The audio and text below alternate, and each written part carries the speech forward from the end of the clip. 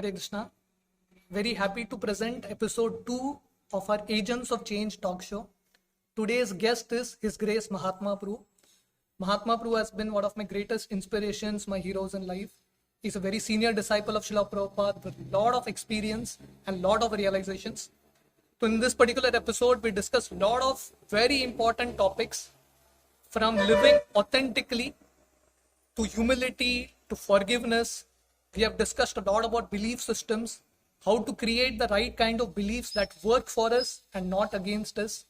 We have discussed how to get knowledge that is in the level of the head to the level of the heart. And we have discussed about Japa and how to live a very non-envious life. So this has been a very interesting podcast. I really enjoyed this podcast and learned a lot of things from it. And I'm sure all of you all also will enjoy. Prabhuji has also agreed for another episode of this podcast. Till then, you all can enjoy this particular episode. Hare Krishna. Hare Krishna. So welcome all of you all for the second episode of our podcast, a talk show called Agents of Change. We are very grateful that today we have His Grace Mahatma Prabhu with us. Hare Krishna. Mahatma Prabhu is one of my biggest inspirations, biggest heroes in life.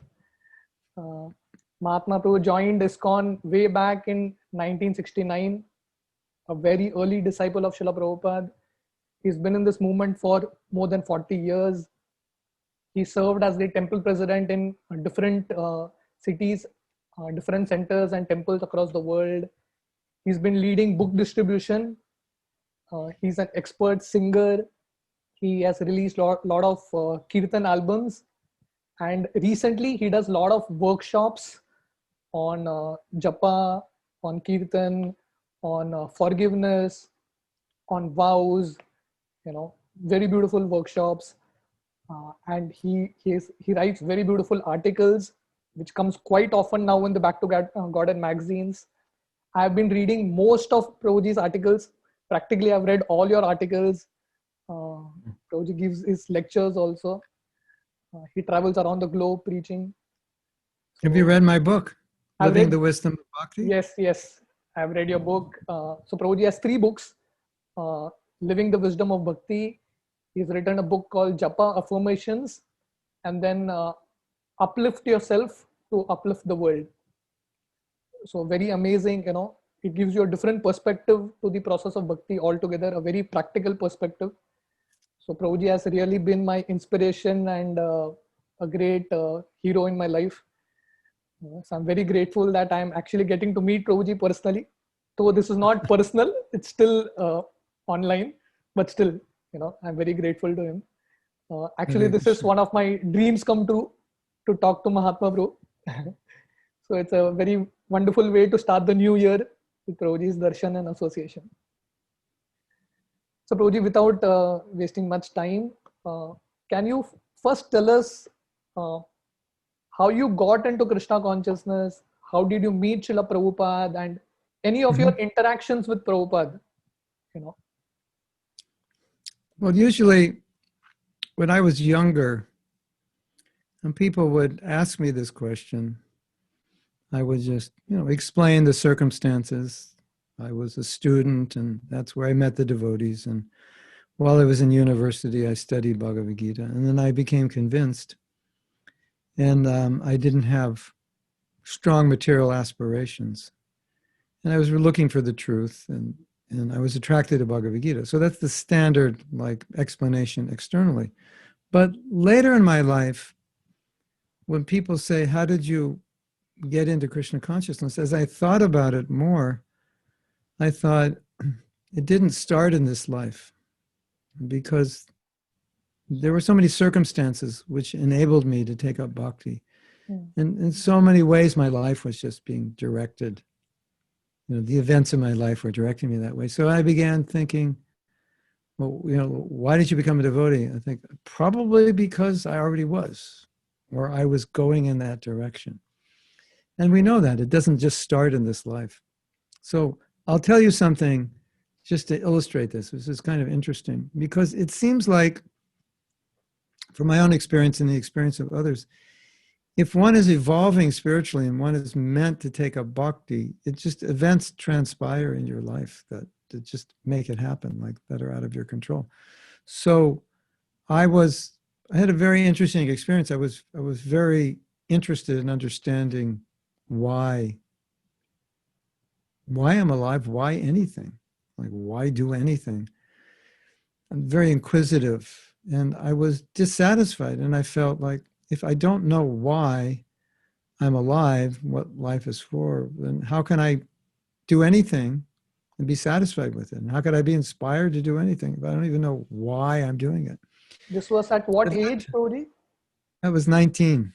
Okay. 18, 19 at that, just before I became a devotee. So I wasn't reading a lot at that point. I was more athletic at that time. And I read a few magazines here and there and what the text I had to read for school. But on my own, I wasn't reading books on philosophy. But I would talk more with people, discuss. So this burning need to understand was in my mind. And then I ended up in a bookstore one day. And I had this question, why? But as I said, I never read books. So like I didn't know why I was in the bookstore. But somehow or other, I've been in the bookstore. And somehow or other, of all the books in the bookstore, I chose Bhagavad Gita. Which is, very interesting. It's almost like a movie, like you write a script like that. Just, the music gets eerie and he's drawn into the bookstore and he's looking around.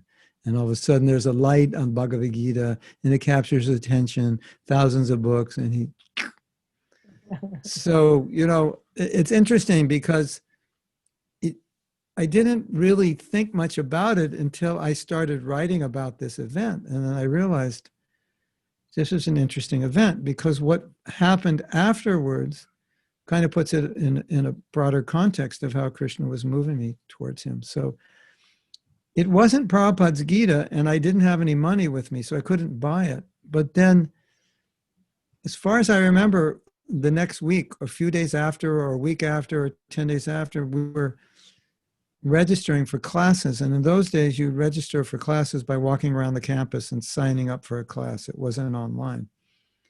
And there was a devotee out there registering people for a class, a university class in Bhagavad Gita. So this was like I think probably just a few days after, I think, oh, it's the Bhagavad Gita. And that, when I saw the Bhagavad Gita, I thought I should read this book, even though I didn't know what the Bhagavad Gita was. But Super Soul said, you should read this book. Kind of like, you have questions? Well, they're all answered in this book. That was the message. I didn't understand it, but I got a message. This is the book you should read. Like, sometimes you look at a book or you think, I should read this, or you see a product, I should buy this. So that's how I felt. And then there's a devotee. And he arranged that the Bhagavad Gita could be taught as an accredited course, not just a club, but an accredited course. And they had a center, and the center was like a 10-minute walk from where I lived. Interestingly enough, where I grew up, it was 6 blocks from the first temple in Los Angeles. So when I was in high school, like 16, 17, maybe 17, I would sometimes see devotees, and I would sometimes see them on Harinam, and then I would see them again in my college town. So, to always be seeing them and to be able to take a Bhagavad Gita course that's accredited, it was a philosophy course, so I could just add it to my curriculum, my schedule. This is a philosophy course. I get credit and study Bhagavad Gita. When I reflected on it, I thought, okay, I have these questions. Krishna's making all these arrangements. It was very, very simple. So, when people say, why did you become a devotee? Sometimes I say, how could I not become a devotee? It's like, why did you eat so much prasadam? Because it was so good. So why did you become a devotee? Because it was like, everything was arranged. So, so what happened was, you asked about meeting Prabhupada. So I began, while I was still a student, I began studying Bhagavad Gita because they were teaching it. And then twice a week I would go to the temple. And the class, I think, was an hour and a half. And they would teach Bhagavad Gita. And I was also reading it. And in that 10-week period, I read Bhagavad Gita twice. And then twice a week for 10 weeks. So 20 lessons from the devotees. And then sometimes I would go on Sunday. So if we had, let's say, another 10 Sundays, so that was like, what was like 30, 40, 50, in that 10-week period of spent about 50 hours with devotees. Mm. So I understood Prabhupada as the author, but I didn't understand the concept of guru, because being raised in America, we don't really understand it. I mean, we understand teacher, but guru is different than just a teacher. There's a relationship, submission, surrender, and I didn't understand that. So I kind of understood it, but not completely. And I think a lot of us as Westerners, when we were learning Krishna consciousness, there's a lot that you, being born in India, already understand that we didn't understand. So it takes us longer to understand certain things. Like if you see a sadhu, oh, he's a sadhu. You bow down. This is what a guru is. We don't have that. So what happened was, when the semester ended, I went back. I'm from Los Angeles. I went back to Los Angeles. My university was about 400 miles away. And then I went to the temple. And the second time I went to the temple, they said, Prabhupada is coming. I had no idea he was coming. No idea at all. So that was the first time I got to see him. So I'd been reading his Bhagavad Gita now for 3 months. And I get to see him. And I'm still like clouded, I still don't understand everything about the culture, who the guru is. But it was an amazingly powerful experience to see him, because the one thing I understood was, on a subtle level, I understood this person is going to end the cycle of birth and death for me. That I understood. It wasn't so conscious, but I understood this person is going to end my material existence. Even as a very young person, not so well versed, I could feel that. And so when I saw Prabhupada, it was a bit overpowering. And there was also, the thing about meeting Prabhupada was he was unlike anyone else. You couldn't compare him to anybody. So what was Prabhupada like? Was he like this person? No. Was he like that person? Not really. Was he like this? You couldn't compare him to anybody because he was transcendental. I had never met anybody like him. Like, everything about him was different. His face, the way he walked, the way he talked, the way he did everything. I'd never seen anybody do it like that. It was like, for me, it was like watching Prabhupada was like watching a movie. And no one ever made me feel the way I felt. I never felt that way. So it was just unique on every level. And I think a lot of us who became devotees, it was because of the philosophy and prasadam and kirtan. But when we met Prabhupada, it was like, oh, this experience I'm having in Krishna consciousness is unique. But now when I see Prabhupada, this is the most unique. There's nobody I've ever met like this. And so why wouldn't I want to take shelter of this person? Why wouldn't I want to follow this person? Because everyone else I followed just led me to a dead end. So something like that. How many interactions you had with Prabhupada? I probably went on maybe 2 or 3 morning walks. I think maybe once or twice in his garden, twice in his room, and about 10 letters and about 100 classes that I attended, something like that. But as the movement was developing, it was only really the GBC and sannyasis that had a lot of access. Correct. Temple presidents a little bit. I was a temple president for a while. So at that time, we would write a letter every month. So for a year and a half, I wrote a letter every month.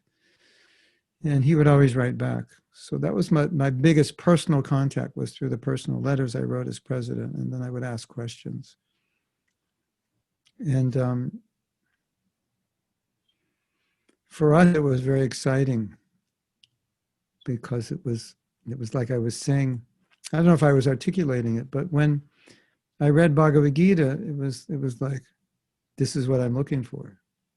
And so Prabhupada Bhagavad Gita, the whole process was, wow, I found it. This is amazing.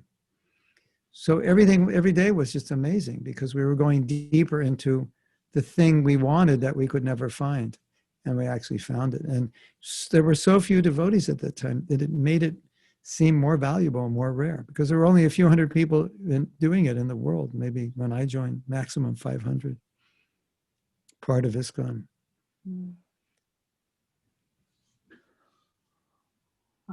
Puri, what was the mood during those days? I think The you mood, also were had a desire to become a sannyasi. Was that the mood?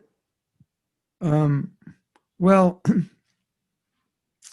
one of the challenges we had is that we had a very young movement. Well, there's a couple challenges. We had a young movement. So, now you have a history of ISKCON, 50 plus years, 55 years or whatever. And so we can learn so much. And so, now, if someone wants to be a brahmachari for their life, we have experience. Well, certain percentage make it. This is why they make it. A certain percentage will not make it. This is why they didn't make it. In those days, there was no statistics, so to speak. There was no history. So most of the movement was brahmachari. Most people were coming single, and that was being emphasized. And so that's what we were trying to do. And then Prabhupada started giving sannyas. So it just seemed like, well, if you don't want to get married, then the next, why don't you take sannyas? But, we're all very young. And it's true, Prabhupada did give sannyas to some young men, and it's true that not all of them could do it.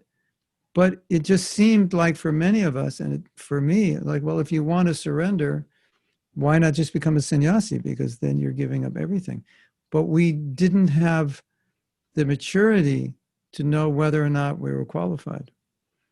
It seemed that Prabhupada understood us better than we understood ourselves. So some men, very young, he gave it to because he felt that they could do it. But I wanted to do it. But he wouldn't let me do it. He didn't think I was qualified. And in reflecting, what I realized is that a lot of times when we understand something is good, we want to do it because intellectually we say this is right. But it doesn't mean just because we want to, we actually can do it. And so there was this disconnect between what I want to do and what I can do, right? So, you read something, surrender to Krishna. Okay, this sounds great.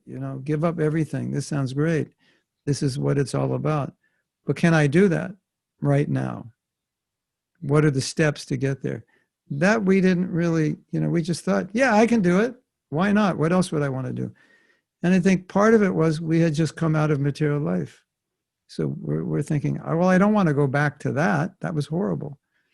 But we couldn't envision a life, ahead of us of the challenges and the desires that would again come up because we had just renounced everything, frustrated. We could still feel the burn on our hand. It's like, no, I'm not going to get near the fire. But when the burn healed, then we kind of started to see who we really were. Not just a reaction to the pain of material life, but who we were and what we need. So there was no 50-year devotees, 50 years in the movement to say, no, Mahatma, you shouldn't do this. You're not ready for this. We didn't have that. So we were just thinking, no, I can do it. And fortunately, Prabhupada could understand that it was premature for me, so he wouldn't give it to me. And I was married at that time, and Prabhupada saw that it was irresponsible. So he told me, he said, you're being irresponsible. And how can I give sannyas to someone who's irresponsible? That you're going to, my son was 1 year old. So, and that was like I think I was 23 and my son was a year old. Something like that. So, why would Prabhupada say, yeah, leave your wife with nothing, no money, and just take sannyas? So, we didn't have the maturity to think like that. We just thought, be great, surrender, just do it. So that was hard. We made a lot of mistakes because we didn't have those experienced devotees guiding us. And now we have that. And it's so much easier. If you want to make a decision, there's so many people you can talk to who can tell you, okay, this is what to look out for. And this is how to see if you're qualified. So speaking about this, I think you have a company called Soul Tools.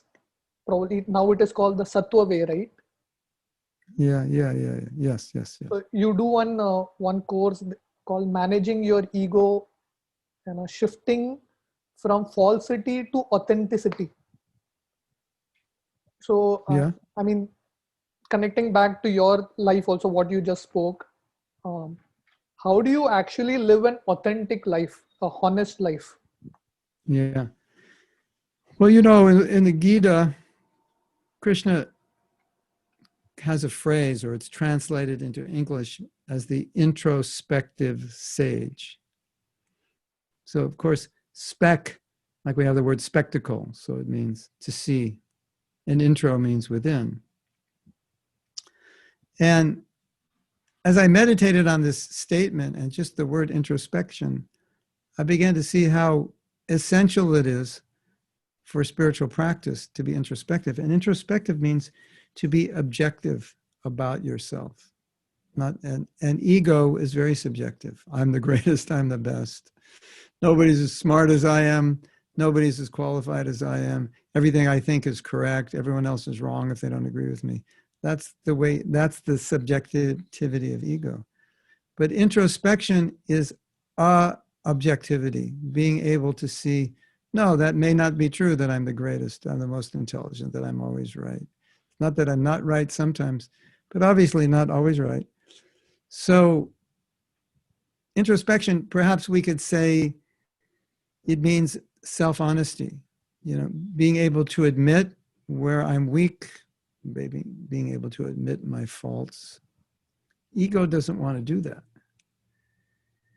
Ego is always trying to compete with others.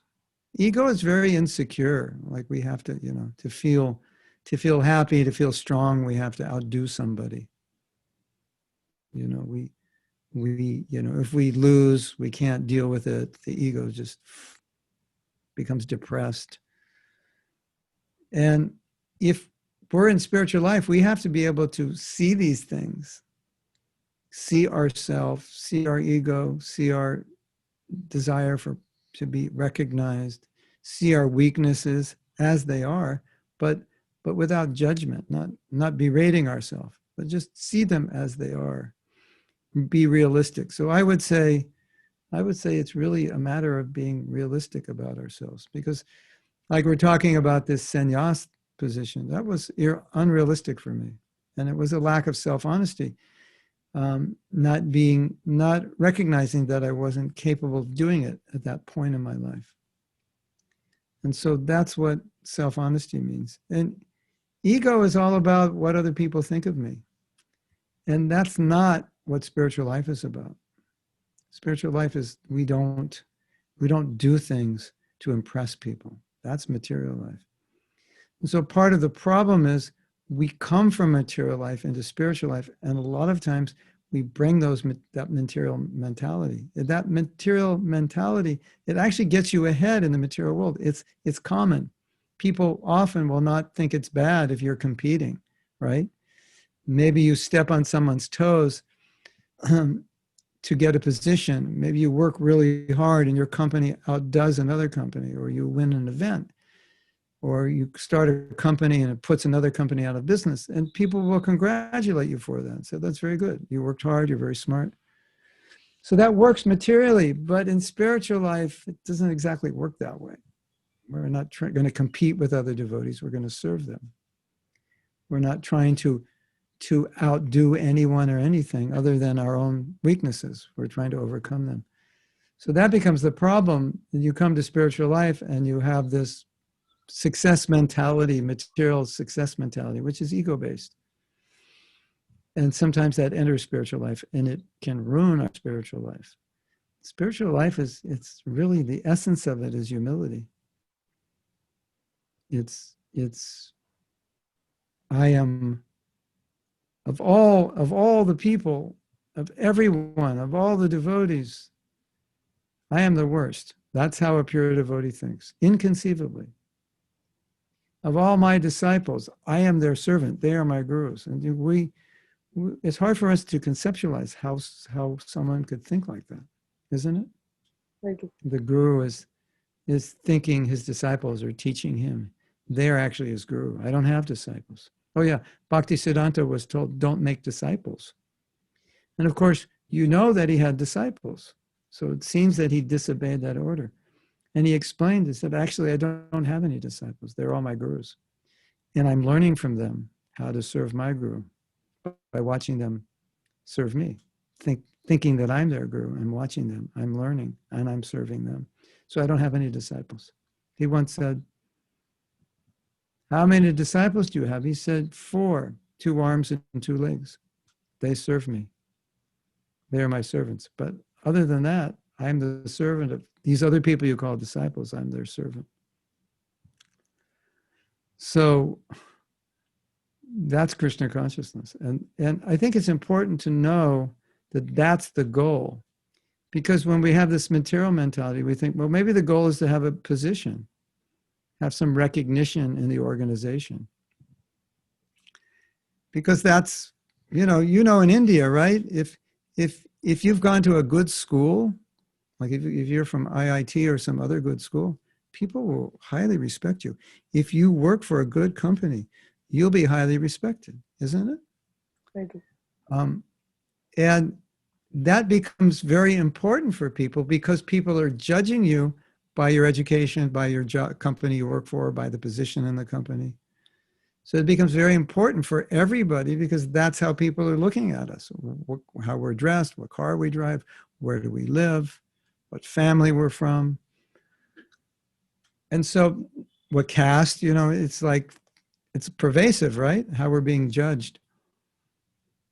And then you become a devotee and you could be thinking, oh, now that I'm a devotee, so position is important. Maybe I should become this. Temple leader, project leader, president, Sankirtan leader, whatever.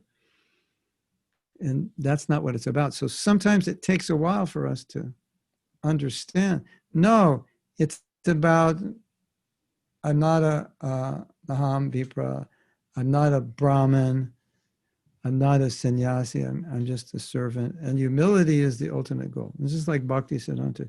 When he was leaving this world, he said, our goal is to be a particle of dust at the feet of Rupa and Raghunath. Now meditate on that. Our goal is to be a particle of dust. So I say, what's your goal? Well, I was thinking I could become GBC in 10 years. Why? Well, if I become GBC, then, I'll get respected. And I'll get the Mahaprasadam whenever I want it. And when I go to Mayapur, people will look at me, in a good light because I'm GBC and I'll become more confident and proud. And no, that's all the wrong reasons, right? The goal, as long as you're in that mentality, my goal is to be a particle of dust. Then you've got it. Then you've arrived. So I really see sometimes devotees have a hard time admitting. Let's say you were thinking like that. Let's say at ACHYUT GOPAL, you were thinking, I want a position because I'll be respected. But it would really be hard for you to admit that to yourself, that that's why you want to become, it's like, I want to become this in my temple because I want a position. You will tell yourself, no, I just want to do it to serve. And I wouldn't deny that you want to do it to serve, but there also may be something else in there, right? And to be able to acknowledge that and admit it, that's what it means to be introspective. That's what it means to be humble. And if we don't acknowledge it and admit it, how can you heal it? Because you don't even know it's a problem. How can you cure a disease if you don't even know you have it? So that, I think, is a huge challenge because the ego gets in the way because the ego doesn't want to admit it, that that's actually my motive. But I do a course on humility and we really look at motives. And when devotees start looking at their motives, they realize how much their motives are mixed. Even when they thought they were pure, they start to realize, no, there's mixed. It's not It can't be that pure until I'm more pure. And once you become more self-objective or self-honest, then you can assess them and assess them without judging. Okay, I have this motive. I'm not going to condemn myself. I'm just going to recognize I have a ways to go. And I think a lot of the problem is devotees are reluctant to judge themselves because they get quite discouraged when they see their faults. And so the way to do that is don't judge yourself. Just become aware of what you need to work on, but without judgment, without condemnation. Because if you condemn yourself, it doesn't work. And if you have that mentality, you don't want to discover what's wrong with you because it just discourages you. Rather than the mentality of discovering what's wrong to improve it, which is kind of inspiring. Did that answer your question, or did that answer like 5 questions? Or? Yeah, it answered the question, and there are many more things. Actually, I wanted to ask you. You touched all those points also. Yeah, it's very true. Actually, even I feel that when we come in the process of Krishna consciousness, we come very genuine, purely to serve Krishna. But down the line, the ego creeps in, and the motives change. The motives is not purely service to Krishna, there is agendas that come, We didn't realize how bad we were. Yeah. You realize that later. The motives were there, but we just didn't. Yeah. We were trying to be honest and pure. Yeah, I think what you said is very important, Rohit. Taking time to time introspecting and finding out, whether our motives are correct or wrong. But you had given a lot of series on beliefs. Yes. I heard almost the entire series. It was quite interesting. I was intrigued about this topic of belief. And really I found it very useful. All your detailed discussions. Even though I had heard it almost like 1.5 or a year ago. Mm-hmm. But can you just, in essence, highlight us what is belief and why it is important for us in the path of bhakti to understand this? Yeah. Well, in Vedic analysis of the mind, you have a conscious mind and the subconscious, and you have different names, but it's we'll have different Sanskrit names for different aspects, but it's very similar to what modern psychology is saying. And one of the things that happens is as we grow in life,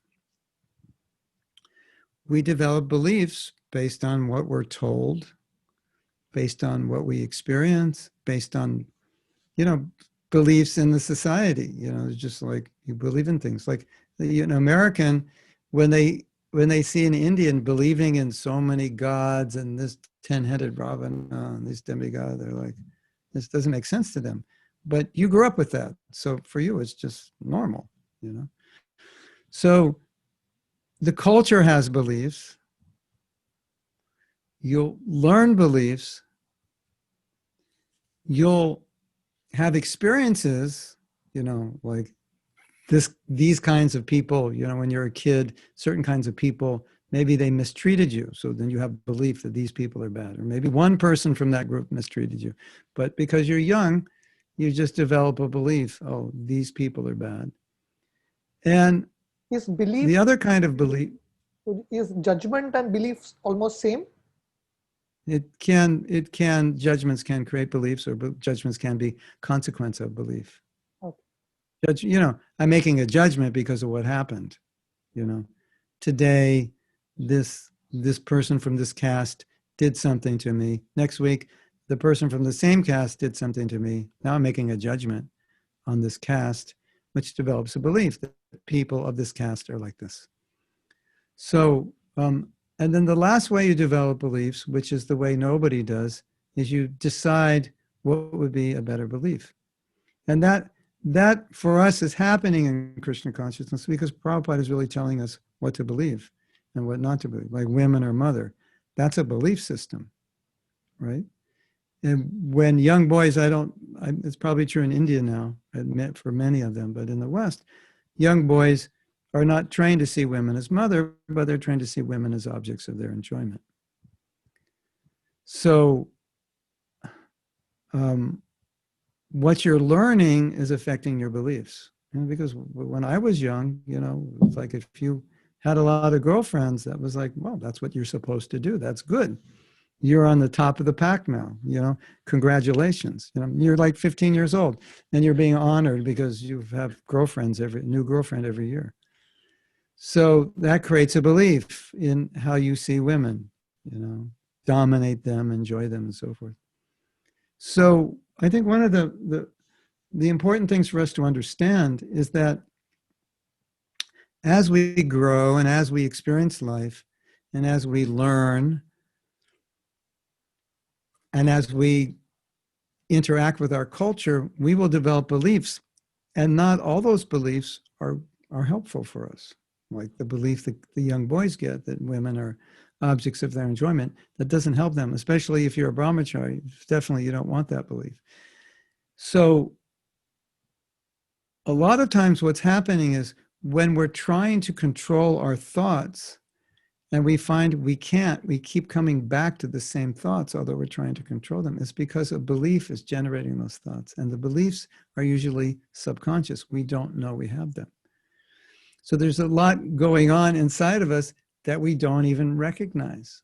Like why, you've ever asked yourself a question, why is it that this always happens to me? Like all the time this happens to me. Could be good or it could be bad. Why is it that every time I'm about to finish something, I don't finish it and I start a new project? And just when it's about to become successful, I let it fall apart and start a new one. Like, why is that? That happens to some people. I don't know if it happens to you, but it happens to some people. And so when you see that, you naturally want to ask, why is that happening? It just keeps repeating. And it's because of a belief, like fear. It could be fear of failure. If I take the project to the end, there's a chance it'll fail. Or if I give it up now, I don't have to worry about the fact that it's going to fail. Did the project fail? No, I just stopped it. Or no, if it succeeds, then I'll have to be responsible for it. And so I have this belief about responsibility, that responsibility it's not good or it won't make you happy. So when you see patterns, you can start to understand, oh, I picked up beliefs along the way, and these beliefs are affecting my behavior. And I don't even know I have them. And that's one of the ways to start introspecting about what my beliefs are, by looking at my actions. Why does this always happen? Why does it take me so long to get good at something? Well, maybe you have a belief that it takes long to get good at something. Why don't I ever succeed to the level I want? Maybe you have a belief you're not qualified. And I think the worst thing, at least what I've seen, the worst thing is when you're trying to control your thoughts, but you have beliefs which are diametrically opposed to the way you want to think. So you're trying to control your thoughts, and for a day or two, you're doing well. And then the beliefs come back, as the thoughts come back, because they're generated by the beliefs. And if you don't change the beliefs, how will you change the thinking? I have these sexual thoughts. Why? What's your basic view towards women? Well, my belief is women are for man's enjoyment. Yeah. So what about women as mother? You think that would help you control your thoughts? Yeah. So now you have to imbibe a new belief, woman as mother. And all of a sudden they're respected. You don't see them as objects of sense gratification. And so naturally the right thoughts come as a process of the belief. But when you have the wrong belief, the wrong thoughts come. And if you're trying to control thoughts and you just can't seem to control it for more than a day or two or here, well, when I was in Vrindavan, everything was good. But when I went back to Goa, then I started thinking the same way. That's because those beliefs are there. They're generating the thoughts. And temporarily you transcended them. You're in the Dham and, with 1,000 other devotees or 10,000. Yeah, naturally, you're not thinking about those things. But when you get back into your environment, then the beliefs are generating the thoughts. So I think that's one of the most important things to be aware of, because sometimes we're trying to control our mind and we can't control it because we have we have thoughts. Another example would be low self-esteem. I just saw a coaching session in which a young girl was explaining that her father was a surgeon and he was very busy. And she always felt he never had any time for her. And she said she remembered once when he was going to work, she grabbed onto his leg and said, "Please don't go." And the only way he could go is he kind of just had to pull her arms off him, like unpeel her. She was like glued to him. And so how does that make her feel, right? It makes her feel like unwanted by her father, right? So she's going to grow up with this kind of feeling that I'm unwanted, right? And it's going to generate so many doubts in herself, lack of self-esteem and so forth. And until she replaces that belief, it's always going to be a problem, and it's going to come up, and she'll have a lot of bad relationships with people because she'll feel rejected by them and so many things. And then we'll preach to that person, but unless that preaching is going to change their beliefs, often the preaching will just be temporary because fundamentally their thinking, their beliefs are causing them to look at the world in a certain way. Does that make sense? Yeah, absolutely. Makes sense. So Prabhuji, you were Everyone is listening to it now is thinking, okay, how do I change my beliefs? That's another class. Or you can listen. Exactly. You can listen to That's SoundCloud to the course. That was supposed to be my question. Yeah, that requires listening. But one of the things I learned that was so interesting is that most of us, because we don't even know what the beliefs are, we're not aware of it. We live our life being, run by this conditioning. And hopefully, as you become a devotee, you're getting reconditioned with better beliefs. But sometimes the new beliefs that Prabhupada is trying to give us are sitting on top of old beliefs. And so the old beliefs, because they're programmed in our subconscious, are dominating. And the new beliefs are kind of coming and going. So, the first stage is we have to become aware of what the beliefs are by looking at the action, or what am I doing?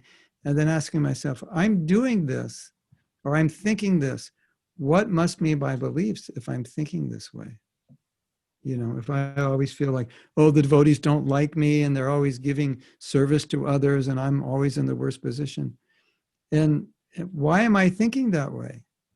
There must be some belief which is causing my perception. So generally, what I would do in helping a devotee is help them become aware of the belief and then ask them, according to what you want to achieve in your life, what would be a better belief? What would be a belief that's aligned with what it is you want? And this is really nice. Okay, so you're a brahmachari. You say, well, if you're a brahmachari and you're having trouble controlling yourself, what would be a better belief? Oh, the women are mother. I think naturally that's what we would just think.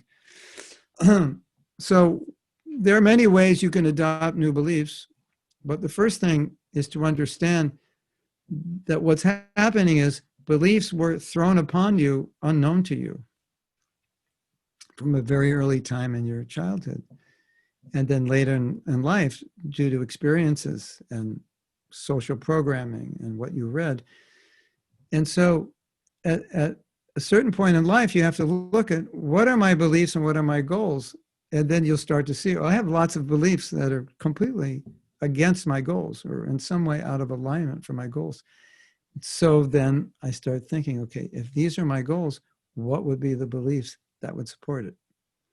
And there are many ways to adopt a belief, but one of the easiest I find is start living that way. So if we're using the example, women as mother, so then you think, oh, okay, if women are mother, how would I deal with them? How would I treat them? How would I think about them? And you start practicing that, right? So everything's very respectful. I would respect them, I would serve them, I would protect them, because that's how I would deal with my mother. I have this formula, RPS, or RSP, respect, serve, protect. That's so if I start acting in that new way, it starts to reprogram, because now my actions are working on my subconscious. And so it's creating a new reality. And it can take time, but first is awareness that this is the new belief I want, that women are mother or women are to be respected or whatever, or it could be authority. I have trouble with authority. So what would be a belief that I might be having? You know, authority is exploitative. Why? Because my father used to hit me and punish me for no reason. And, you know, when I turned 16, I just wanted to run away from home.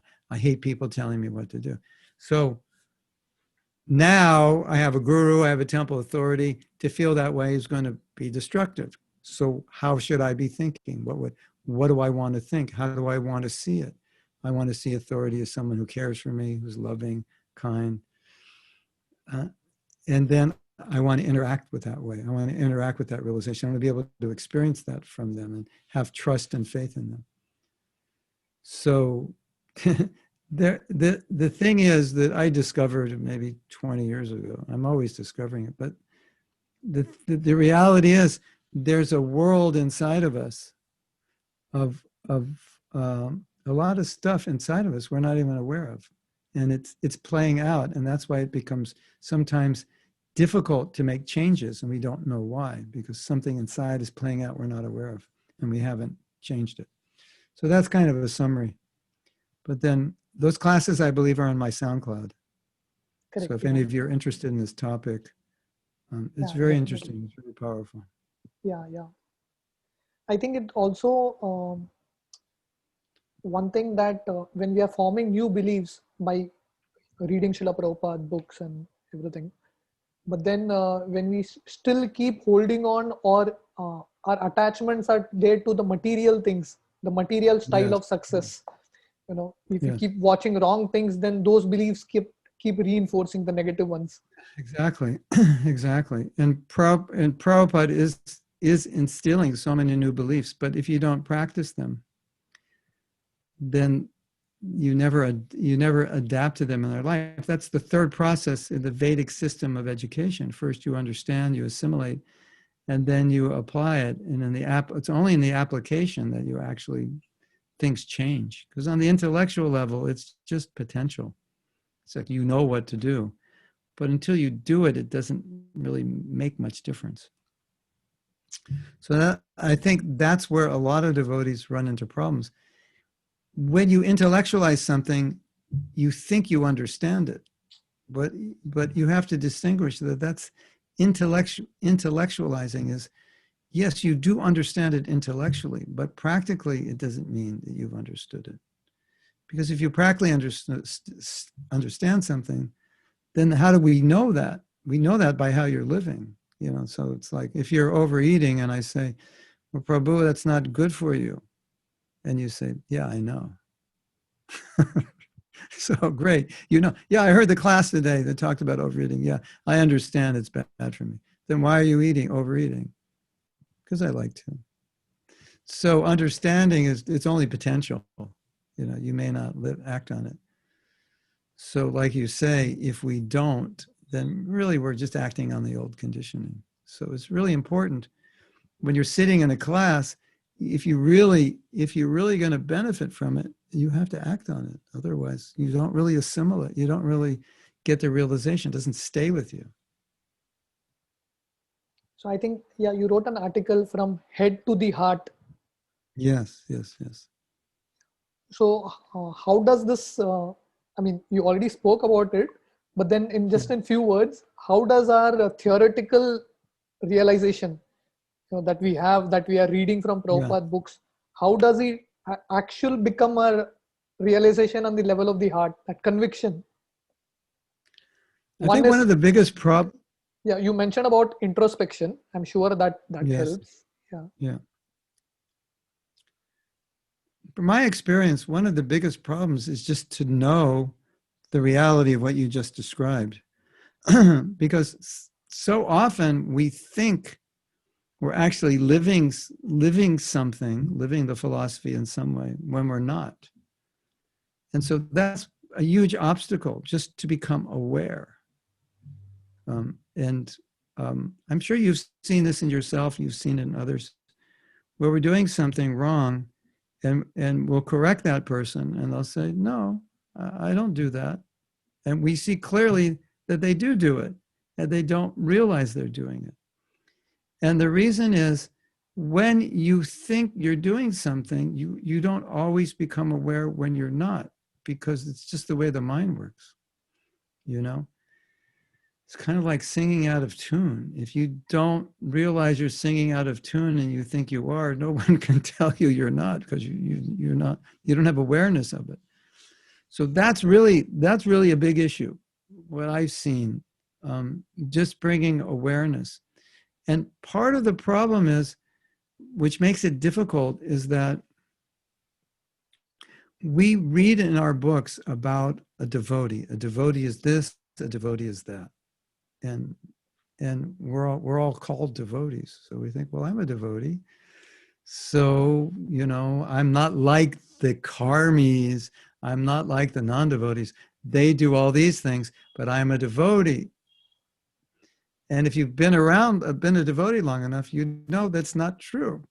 That just because you're a devotee and the books talk about devotees are like this and non-devotees are like that, it doesn't mean you don't do what the non-devotees do sometimes, or all the time, at least in certain aspects. And so part of the obstacle for us is we think, well, I'm a devotee, so I'm on the devotee side, so I'm not on that side. And in fact, I'm acting sometimes on that side, but because I think I'm on this side, I don't notice it. And I say, oh, they do that, I don't do that. When in fact, sometimes I do it also. So that's the first obstacle. It's just recognizing what the problem is, recognizing or justifying it. Well, I'm a devotee, I can justify. I didn't treat you well. Well, I'm older than you, so I have a right to do it. But in fact, I don't have a right to do it. You didn't deserve my anger. That was my fault, but I blame it on you. Well, you're just a younger devotee, so it's my prerogative. So sometimes we do that, you know, we take entitlement due to position. And then we make excuses for misbehavior. So we're not honest enough to recognize. Goes back to that other point. So first you have to realize it's not in your heart in the first place. And that's a big problem, because a lot of times we think it is, and we rationalize and justify, I'm a devotee, so how could it not be? So, you know, look at your life. Look at your life as if your life were on a movie screen, and watch it. And then you take some objectivity and you realize, yeah, there's a lot of things that are not perfect yet. There's a lot of things that resemble somewhat the activities of non-devotees. A lot of things sometimes, maybe not a lot, but some things that are maybe in some cases worse than what the average person does. The average person sometimes would be kinder than I am sometimes. That's hard to admit, isn't it? Because I'm a devotee, how could that be? But they've done research and they find that secular people tend to be more compassionate than religious people. Isn't that interesting? Is it, you know, a small percentage of religious people are more compassionate, but about 80% of them are not. They're self-righteous and condemning and judgmental, more than secular people. So, you know, there are liabilities in taking up spiritual life, and this is one of the liabilities. It's pride, and it's thinking that I'm better because I have a spiritual practice. So, I think also what we can say is perhaps devotees need to realize more that their knowledge is insufficient until it's practiced. So as part of the learning process, not just intellectualizing and assimilating, okay, I understand what it means, I understand how it is applied, but really focusing on the last aspect, how do I get this into my life 24/7? I just gave a class about it last night. And one of the things that I find is problematic is that Krishna is giving us opportunities at every moment to live his teachings, but we don't always recognize it. We don't always see how that's happening. And then we go justifying mistakes, justifying behavior, which is not proper, instead of looking and saying, oh, what I just did that means I don't understand what I heard in class this morning. And I was joking with the devotees. I said, you ever hear a class about cooperation and an hour later you find two devotees fighting who were in the class? So that, that's an example of it's like, okay, I understand in my head. But my personal realization is if you're going to actually understand what you're learning, there has to be some shift in consciousness. That's where the change takes place. Okay, cooperation. Okay, so if I've understood cooperation, it means, well, I have to respect others. There may be some compromise necessary, and all the other aspects of what it takes to work well with other people. Has that shift gone in my consciousness? Because if it doesn't, what I'm learning is not shifting my consciousness, how will I practice it? It's not in the heart yet, because the heart means the perception, how I see things. And if that class is not changing my perception, how will I be able to act on it? Because if I have my old perception, I'll act in the old way. It's only the new perception that I live with that's causing me to act differently. Just let's say I'm critical of you. Maybe I think you're smarter than me, so I criticize you to pull you down. And then I go to a class and it talks about respect, it talks about honor, appreciation, service. And I really get it and I really understand. And all of a sudden I start seeing you in a different light. I see all the good things you're doing. I don't see the bad. So now I stop criticizing you because I've changed consciousness. But if I keep it in my head, just understanding it's wrong to criticize, what's going to happen? Still, I want to pull you down because I'm still jealous of you or envious or whatever. And so unless I'm shifting, working on that new vision, it's a heart, you could say heart, consciousness in the heart, not just thinking. Change. So that's the head to the heart process. And if we don't get there through what we're learning, then we aren't taking full advantage of what we're learning. Right. Though you were speaking about the point of cooperation. Yes. So many times it happens that, we compromise. Like cooperation ultimately happens by one side that has to compromise, One side has to take that humble position, then only the relationship continues. But many times it happens that you keep doing that part, and when you see that there is no reciprocation from the other side, and that your higher spiritual self expects that you keep compromising, you keep going on. But then sometimes that ego comes up, is saying that, so ultimately for cooperation to happen, your ego has to go down and your higher self has to become victorious. But many times we feel that, sometimes this ego comes up and says that, why every time, sometimes even I have to win. Why every time I have to be the loser? And then there is a fight. You can see that ego coming up, but then you feel that, sometimes I have to give in to this ego also, So how do you always keep feeding the higher self and putting that ego down?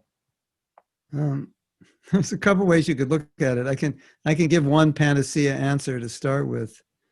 And when what you're describing is a situation where it feels kind of like impossible to act in a certain way or consistently act in a certain way, when maybe we feel it's unfair or it's just wrong what the other person is doing or saying, but we're obliged to cooperate, and it's just on an emotional level, it seems impossible. In those situations, one thing that can be helpful is we think cooperation is very important for Prabhupada, and I can please him if I cooperate, even though it's hard, even though even natural, maybe not to want to cooperate, because we see that what we're cooperating with is perhaps not the best solution or even the wrong solution. But sometimes we don't have a choice. There's no option. And we have to think, okay, what would Prabhupada want? And, and sometimes just saying, okay, I'll go along with it. even though I don't believe in it, is we'll please Prabhupada. And if we can please Prabhupada, then we're good. Everything is good. Now, sometimes we have the opposite, I've seen, and probably you've seen as well, that we don't want to go along because we know it's wrong. And like you say, then the ego comes up, and then the behavior with which we deal with other devotees in order to resolve this issue starts to descend in the mode of passion and ignorance. And so in the name of establishing what's right or siddhanta, we start to fall into this very uncultured behavior. And in often cases, it creates more of a problem than the problem itself we're dealing with, right? And then there's attacking, there's fault finding, there's offenses. So the other part of the answer is we don't want to allow a situation which we don't agree with to cause us to descend into the lower modes of nature and then behave not as a devotee should. So it's something we have to remember. In dealing with this situation, I have to maintain a sattvic attitude and actions. I have to follow Vaishnava etiquette. And it's so easy not to. Just put forward my case very strongly, let people know they're not very smart and I am. And if we don't do this, everything is going to go to hell and you'll all be responsible. It's easy to do that. And it's hard to be sattvic. So I think that's the challenge also, because we're also trying to create a culture. So it's not just about what's right in terms of this particular issue, but it's also about what's right in terms of the culture that we're trying to create. Because by our actions, we're creating a culture, and that culture will be inherited by future generations. And if we create a very rajasic, tamasic culture, stand up for what's right. Yeah, stand up, but stand up in the sattva guna. And if the movement's not ready for it, wait. Maybe they'll be ready for it in 5 years. Sometimes it's like that. You know you're right, but nobody understands it. And 10 years later, they understand it. 20 years, could be 30 years later. Usually, I haven't seen anything that's right in ISKCON go for more than 30 years without getting recognized. But sometimes it takes, you may not be alive when it gets recognized, but I've seen that. A lot of things like were just not appreciated for about 30 years. So my biggest fear, I feel that if we maintain etiquette and we maintain this sattvic mood, that will be the best platform to ultimately solve problems. And over time, if we're in that mood, if you're actually right and they're wrong, they'll come to see that. Because now we've created a sattvic culture. But if it's a rajasic, tamasic culture, then we're just going to fight. And it's going to degrade into this kind of fighting where it's all about who wins, not about what's the best. As long as I win, I'm happy. Because whatever I think is right, whatever you think isn't. Because I joined one day before you. And, with that kind of thinking, how do we make any progress? So it's not just about this one issue. It's about a whole culture we're trying to create in how we deal with issues, all issues. So that's my concern. Thank you very much. It was very enlightening.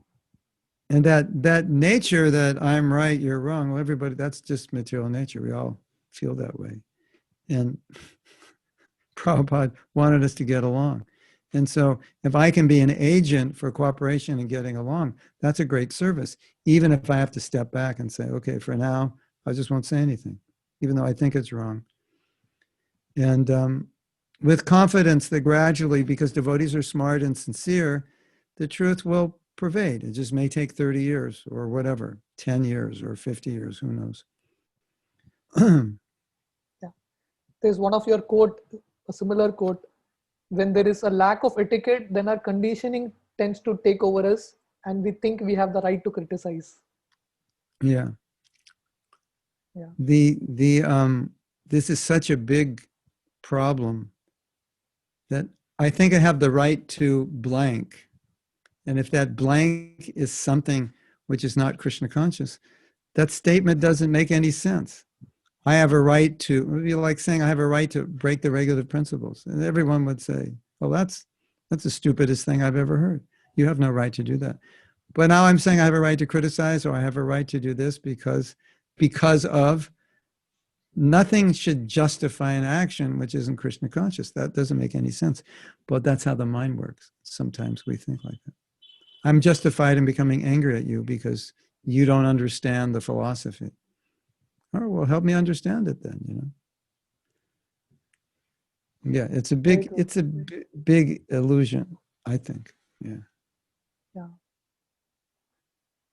Yes. So, Prabhuji, can you also tell us how, discussing about beliefs, how beliefs affect japa? Uh-huh. You do a lot of workshops on chanting also. Yeah. Well, I had a very powerful experience once. At the end of a japa retreat, everyone's going back out from this ideal environment that we're in. In America, we would go up in the mountains to retreat centers. So we were, 50 devotees together for 5 days. It was amazing, right? And so on the last day of one retreat, I had this feeling that probably a lot of devotees here have doubts that they're going to be able to keep up the level of japa that they had during this retreat. And I would ask them, I said, how many of you have fears that when you go back into your life, your japa is kind of going to become the way it was before you came to the retreat? And a fair number of devotees would raise their hand. And so I had been studying about beliefs at that time, and I had become very clear that the beliefs kind of are the agents from which we make goals, because you're not going to make a goal if you don't believe you can do it. It's just, it doesn't work that way. You have to have some belief. So I was really concerned that devotees were leaving the workshop with a belief that whatever they learned is going to be difficult to apply. And then I also discovered, which you may have discovered as well, that a lot of devotees do not believe they're going to be Krishna conscious in this life. And so I don't think I'll be Krishna conscious this life. I don't think I'm going back to God in this life, maybe another life. So I was seeing within our movement, there's some disempowering beliefs going around that are quite common. And maybe it's realistic, maybe it's in the name of humility. But I was concerned about it, understanding how beliefs work. And so if you're trying to go somewhere, you're not going to go beyond that because that's your goal.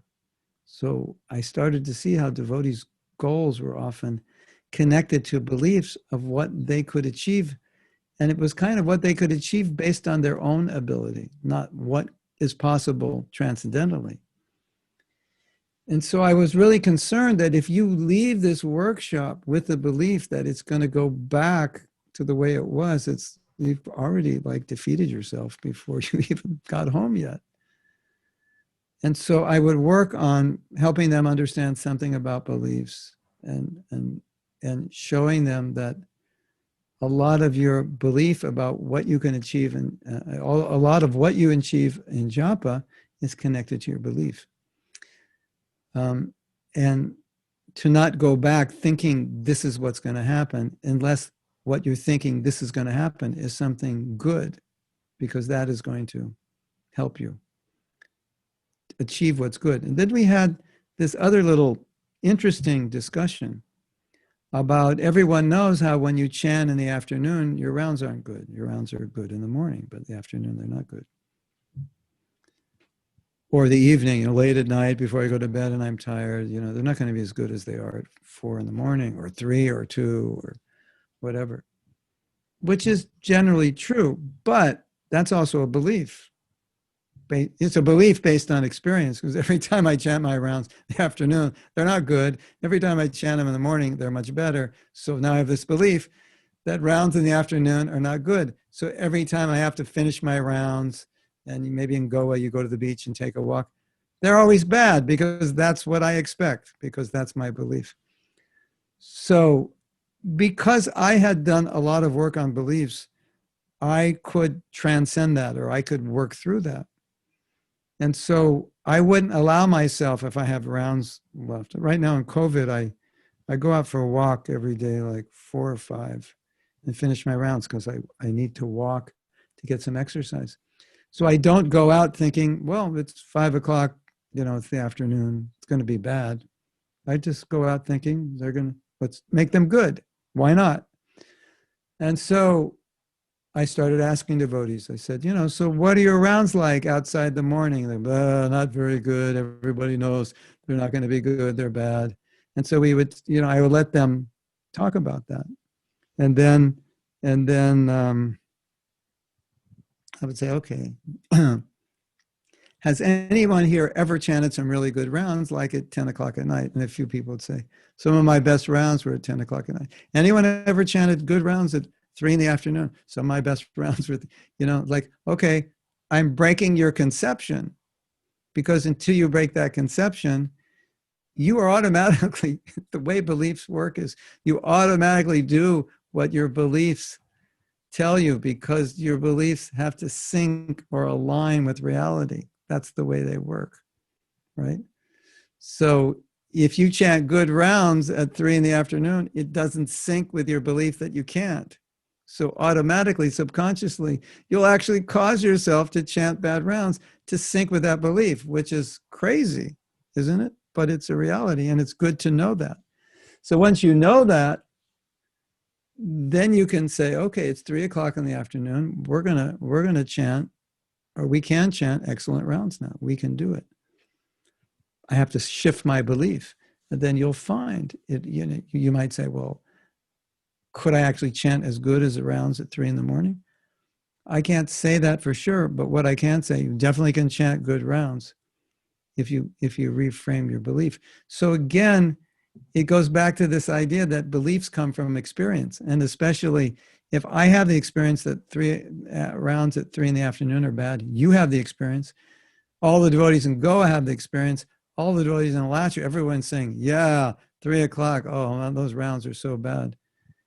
And we trace it back, we put on our Sherlock Holmes hat, and we trace it back to, it said, well, chanting your rounds in the morning, the best time to chant your rounds is Brahma Muhurta hour, which translates it that every other time your rounds will be bad. Although it doesn't say that. That became the belief, the accepted mass consciousness belief in ISKCON.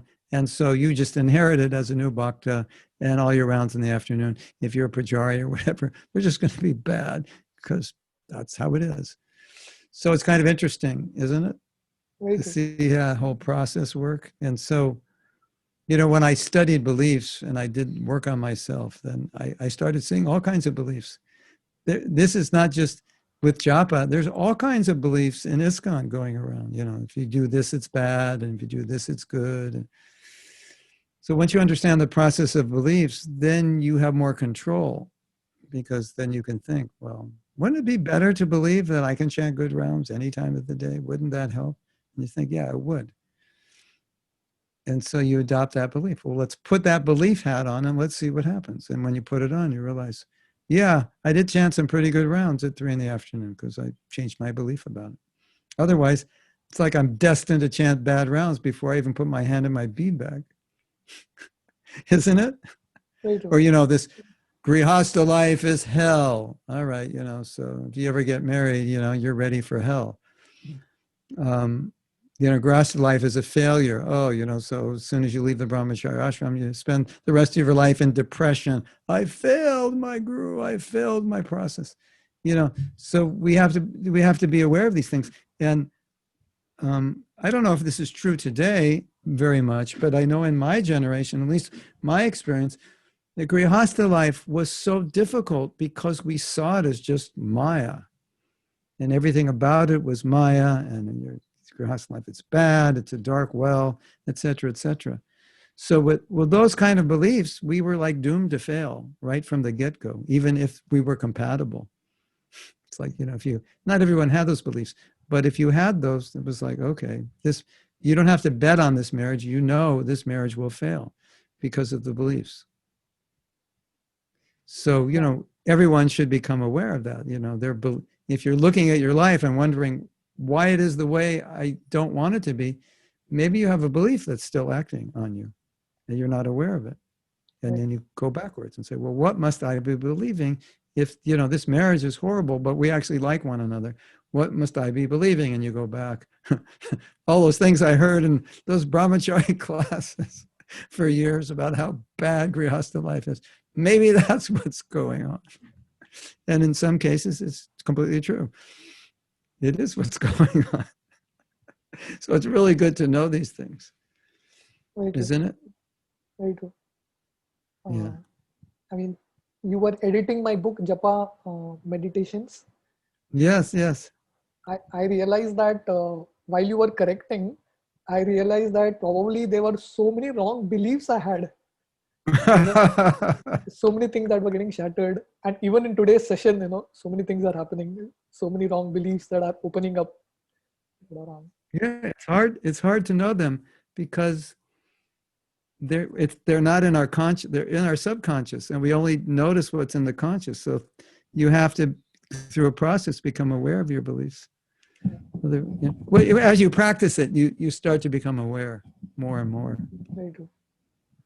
And I think your japa affirmations actually are very useful in forming the right kind of beliefs for japa. Yes, definitely. Yeah.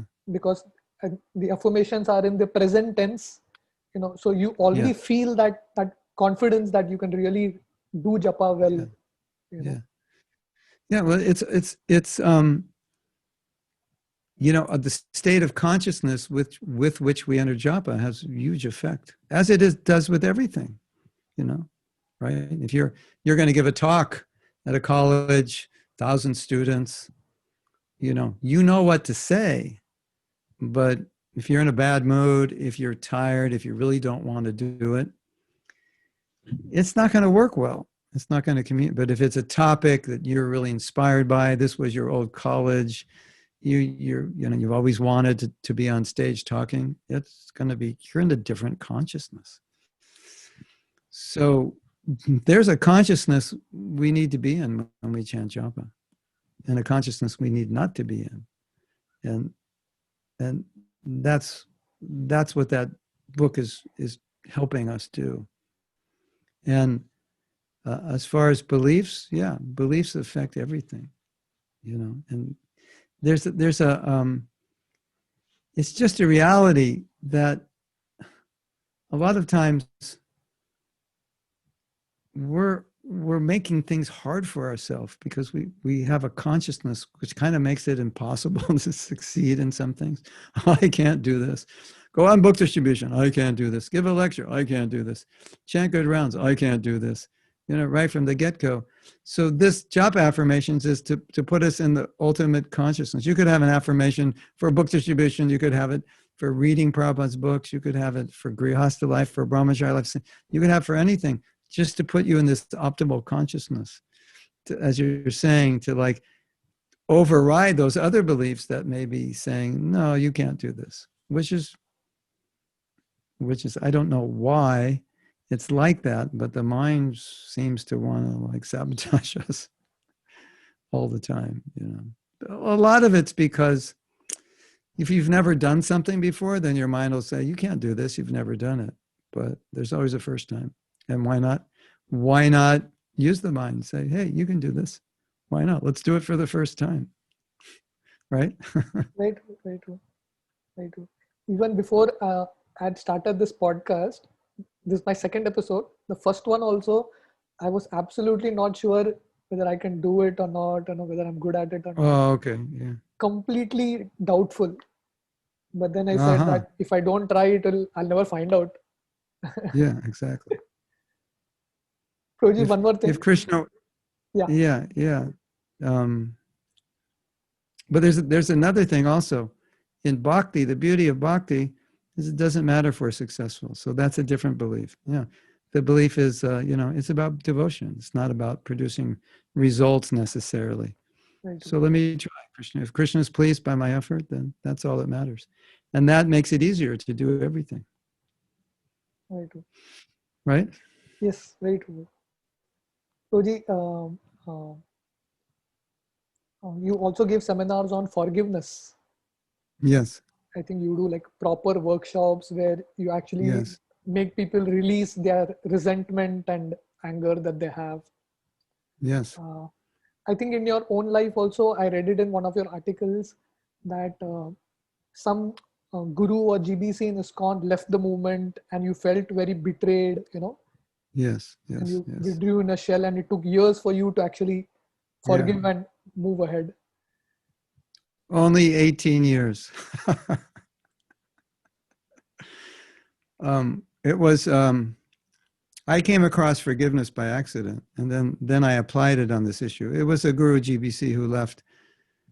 He left, and so the whole zone kind of collapsed, and I was very involved in that zone. I was one of the leaders, and it was kind of like the picture at 9/11 of the building falling down, but we're all holding it up while it's falling on our shoulders. That was the kind of to visualize the emotional experience was like, you just crashed the building and now you're gone and we're holding it up. So I felt betrayed. How could you do that? The person left, but he didn't tell us he was leaving. He just left. If we had discussed it, this is my situation, and we discussed what would be best, maybe I would have felt differently, but it was a shock. And it was only 18 years later where it was just kind of an accident. Yeah, I wasn't even thinking about this issue, but I was in a seminar. It wasn't my seminar, it was another seminar. And so part of the seminar process wasn't a seminar on forgiveness, but part of the process was to forgive somebody. And I thought, I'll forgive him. And once you forgive, then you get objectivity, because otherwise you're in this subjective mode that, I was, in this case, betrayed or mistreated. And once I forgave, it was so interesting for me, because I began thinking, I said, I'm a devotee, right? So, we understand karma, nothing happens by accident. And we're supposed to be kind, compassionate, understanding, etc. And for 18 years, I was upset with this person. I said, that's really strange. That was a huge revelation for me, because I never really had come to grips with something so paradoxical in my life. Although it was there, I never really recognized it. So then I began doing workshops. I just spent time studying it, using my own experience, studying Prabhupada's books, studying yoga books on forgiveness, psychology books, Christian books, and then began applying it in the courses. And then devotees were coming, the same problem I had, that some had problems with their former temple presidents. Some even had problems with their guru. Some even had problems with Krishna. A lot of issues were father-mother issues, sibling issues from before they were devotees. So I was seeing the same thing that I was going through as a devotee, that same paradox in the lives of so many. And I was thinking, this is really interesting. That, I was thinking, what's going on here? We're chanting every day. These are good devotees. They're going to Mangalarti. Still, this is going on. And it was a big revelation to me. I mean, maybe it's obvious. I mean, in retrospect, it doesn't seem like such a big thing. But at that point, after 18 years of holding on to something and seeing devotees, God brothers, God sisters in the same situation, I realized this is pretty epidemic. And also, it just got me thinking about this whole world that we were talking about of alignment, head to heart. How is it that a movement which is based on understanding karma would have any resentment if we understand it's just my karma? And I realized, well, yeah, we understand it, but we don't understand it. So then that's, that article, Head to Heart, and all the stuff I've talked about with alignment and beliefs, it all just followed in the wake of this problem that we have a philosophy, we don't always live that well. And a lot of times we're not even aware that we don't live it that well. I never really thought about it until I gave up the resentment. Then I was like, wait a minute, 18 years? And I've been, when the resentment happened, I'd been a devotee 16 years. I was 36. I've been devotee 16. So 16 years, you figure you would get it in 16 years, right? You'd finally understand karma and the whole thing. And I didn't. And I was seeing how this was kind of a pervasive problem everywhere. So that was, it really got me into this whole idea of we have to be living what we're learning. And so if you look at so many of my subsequent classes, that theme, it seems to come up all the time. This is how a devotee should be. You can't justify any other behavior. And then, well, I did service, so it's okay that I acted properly, or I had to act improperly to get this service done. No, that's passion and ignorance. Don't use those excuses. So, that's the hard work of Krishna consciousness. The service is easier, but being is harder than doing, right? Very true. Yeah. Like they say in the corporate world, they say, the values are how you do it. The vision is why, the mission is practical, but this is how we're going to do it. But the values are the how is in what consciousness we do it. What's the culture in which we do it? And I thought that needs more emphasis. The culture, we're always about, we have to do this. Okay, we know the mission. We're going to save the world with Krishna consciousness, and here's the practical ways we're going to do it. But what's the consciousness? Those are the values. And I think that was minimized. At least in my early years, it was minimized more. And that's where the culture comes in. I think it's such an important point. We focus on doing, in achieving things, but the being part is missing. How we do it. Yeah. Well, Chaitanya Charan Prabhu made a nice point. He said that being is also doing, because in the being, you're creating your relationship with Krishna. So that's what you're doing. Correct. You're chanting japa, you think, well, I'm not doing anything. No, you are.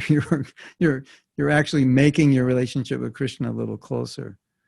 So it's just a different kind of doing, which is more on the being level of doing, you could say. Yeah, I heard that interview of yours with Chaitanya Chanamprabhu also. It was very good. A lot of very important points that was discussed there. Yeah, similar to this, in many ways. I was last night, in regards to what we talked with Chaitanya Charan, last night, a devotee asked me, he said, well, we were talking about healing, traumas in your life that affect how you deal with your environment now, and how you deal with people, how you deal with everything. And so the question came up, can chanting heal the traumas? And I said, well, you have to answer that, because if you're the one with the trauma and you're the one chanting, you should know the answer. So it's a very, it's a very general question. And like, isn't the answer obvious? Well, does your trauma heal or not? And of course, the answer is subjective, because for some people it did heal, but maybe their trauma wasn't so great, or maybe their Krishna consciousness was greater, and maybe it was a trauma based on, I feel, unloved, and I became a devotee and I really felt my guru's love, and so it healed my trauma. So it could be, it's not that Krishna consciousness won't heal it. But I thought it was kind of like a question like saying, if I break my knee, can chanting japa to my knee heal it? And it's kind of like, well, it's not really, I can't say it couldn't heal it, but not really the purpose of japa, right? So I think in those questions of emotional healing, is that really the function of the holy name? It may happen mystically by the power of the holy name, but it may not, because it's not the primary function. So that's a whole interesting topic, isn't it? Very true. Very true. It's 1.5 hours, but I have we're finished. I have so many questions actually. Oh. I think we should, if you agree, we can do one more session also. Yeah. There's so many things that Why not? there's so many things that we need to discuss. Okay. Thank you very much, Prabhuji, for your time. You're Before we depart, Prabhuji, any last message, any ending conclusive message that you would like to give? Yeah. I have a message that it's been coming out clearly since COVID. I've been giving class every day, and we've been reading from Prabhupada's books and letters, and what keeps coming out of these letters and books is Prabhupada is trying to just help us see things as they are, because Maya's position is to help us see things as they are not. And so I developed this, this just kind of attitude, which was a bit of a paraphrase of many things we read. If you want to be Krishna conscious, don't be stupid. That sounds like a crass way of saying it. I could say be intelligent. But for emphasis, I was saying don't be stupid, because all the stupid things we do keep us in Maya. And Prabhupada's giving us intelligence. He wants us to be smart. He wants us to act in a smart way. So if we just try to be smart and sincere, Krishna will reveal so many things to us. It's like so much of what we're talking about. A lot of it is things I've read, but a lot of it is things that Krishna just showed me in my attempt to learn more about how to be a better devotee. So, be intelligent and be sincere, and Krishna will help you understand all these things that we're talking about and much more. Yes. Thank you very much, Bro. Very, very extremely grateful to you that you took your precious time to be with us. And Hare Krishna. It appears that I've just begun the whole session. There are so many things that I want to ask you, but we will definitely, with your permission, we will do one more session where we can get into more different things also. So once again, Prabhuji, very, very grateful to you for your wonderful association, for your precious association. You're welcome. Oh yeah, I have a Japa session now. I have to leave. Thank you very much, Prabhuji. Okay. Hare Krishna. Hare Bala. Jai Prabhupada. Hare Krishna. Dandavat.